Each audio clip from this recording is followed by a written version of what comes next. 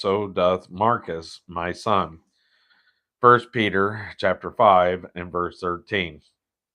There are those who think that Babylon is used here in a symbolic manner or in a metaphorical sense, and that Peter really meant Rome. However, there is no reason for him to use it in a metaphorical sense. Peter was an apostle who did not write in a symbolic manner, which, as we find, used by John in the book of Revelations. Peter writes better, very literally and practically. He gets down to where the rubber meets the road, right down on the asphalt of life. I believe that if he had meant Rome, he would have said Rome. My own opinion is that Simon Peter never did go to Rome. I think he was in Asia Minor, the great heart of the Roman Empire, but he was not the apostle who opened up the territory.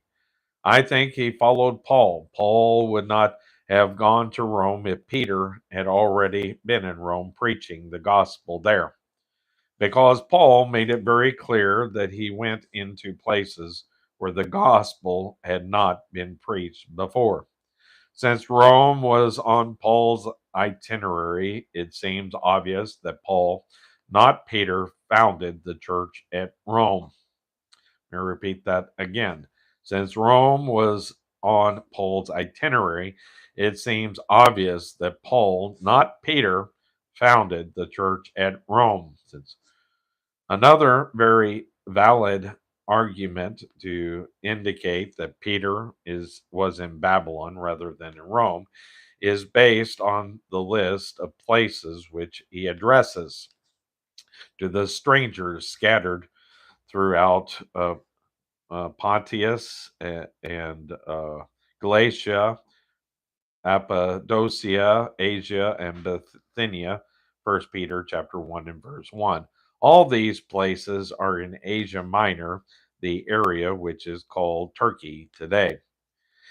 In listing them, he moves from east to west. This suggests that the writer is in the east at the time of the writing. The natural and ordinary way to list geographical places is beginning from the point where you are.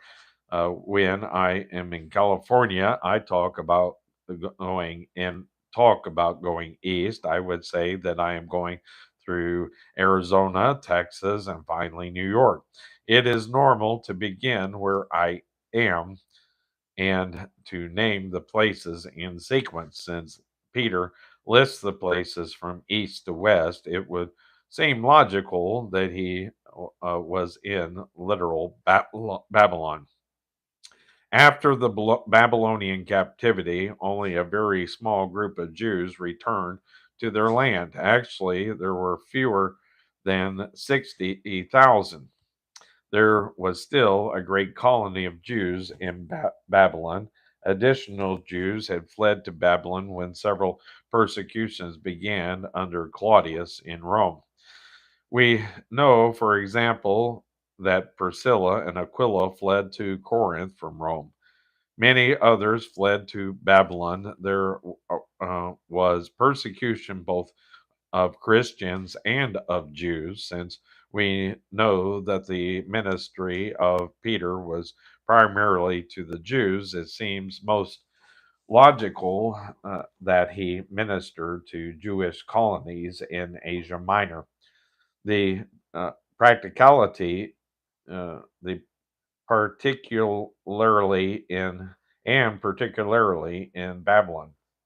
Babylon was still a great city there on the Euphrates River, and many of the Jews had remained there after the end of the captivity.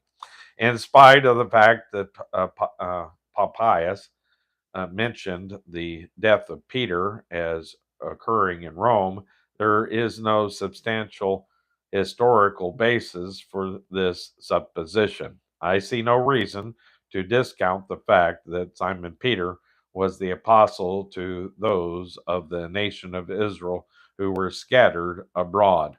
I believe Peter went east, while the Apostle Paul